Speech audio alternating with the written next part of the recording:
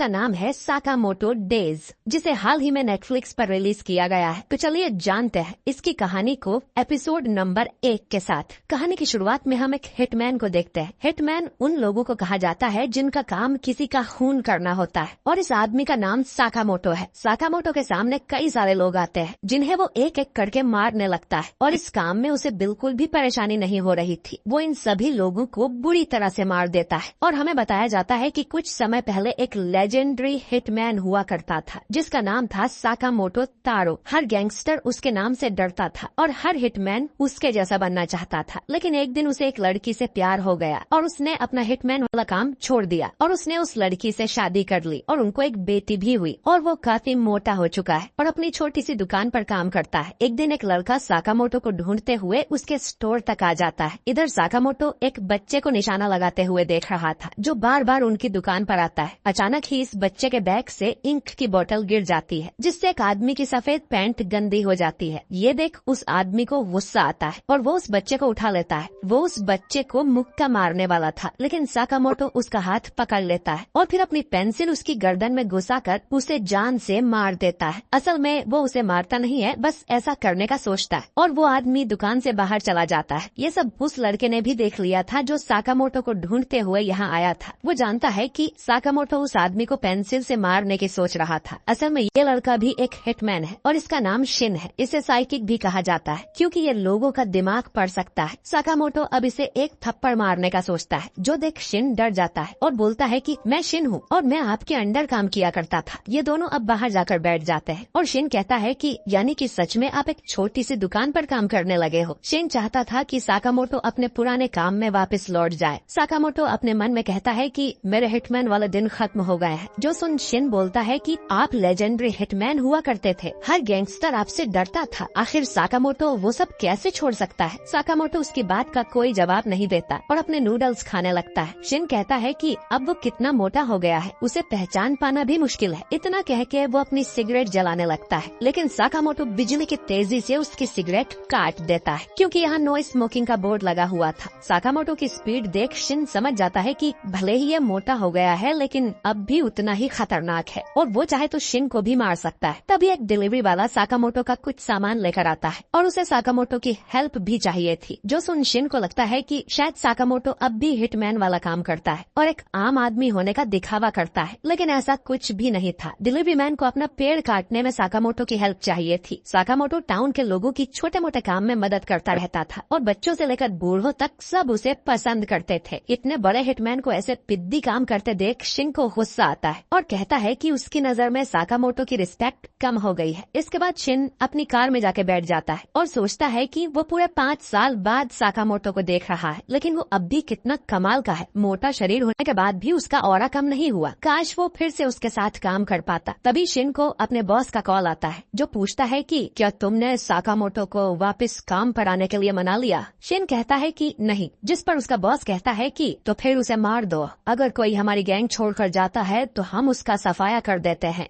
यही हमारी दुनिया का नियम है। और अगर ये काम शिन नहीं कर सकता तो वो किसी और को भेज देगा। शिन को असल में साकामोटो को मारने ही भेजा गया था, लेकिन वो उसका बहुत बड़ा फैन है और ऐसा नहीं करना चाहता। लेकिन काफी सोचने पर शिन समझ जाता है कि उसके पास और कोई ऑप्शन नहीं है। अगर उसने साकामोटो को नहीं मारा तो कोई और मार देगा, तो अगर साकामोटो को मारना ही है तो ये उसी के हाथों होना चाहिए। अगली सुबह शिन वापस साकामोटो की दुकान पर पहुंच जाता है, जहां उसकी वाइफ कहती है कि तुम तो कल भी आए थे ना, पर शिन उसका कोई रिप्लाई नहीं देता और अपनी गन में साइलेंसर लगा के स्टोर के अंदर चला जाता है। शिन साकामोटो से कहता है कि वो आज टाउन छोड़कर जा रहा है, तो वो जाने से पहले साकामोटो को गुड बाय बोलने आया था। इसके बाद वो साकामोटो पर गोली चला देता है, लेकिन साकामोटो अपनी मुंह की कैंडी को बाहर थूक देता है, जो उस गोली से टकराकर उसकी दिशा बदल देती है। इसके बाद वो शिन पर एक आइसक्रीम फेंक कर मारता है और उसके सामने से गायब हो जाता है और शिन उसका माइंड भी रीड नहीं कर पा रहा था। अब शिन का थोड़ा ध्यान बटाकर साकामोटो उसके पीछे से आता है और उसके मुंह पर एक जोरदार लात मार देता है, जिससे शिन दूर जाकर गिरता है और कहता है कि पता नहीं वो क्या सोचकर साकामोटो से लड़ने आया था। इसके बाद शिन बेहोश हो जाता है। शिन को जब होश आता है तो वो साकामोटो के घर में था, जो उसकी दुकान के ऊपर वाले फ्लोर पर ही है। शिन को साकामोटो की फैमिली के साथ डिनर करने बुलाया जाता है और शिन को समझ नहीं आता कि साकामोटो उसे अपने घर क्यों ले आया। कहीं इस खाने में जहर तो नहीं, लेकिन उसके शरीर पर जहर का असर नहीं होता। शिन जब खाना खाता है तो वो उसे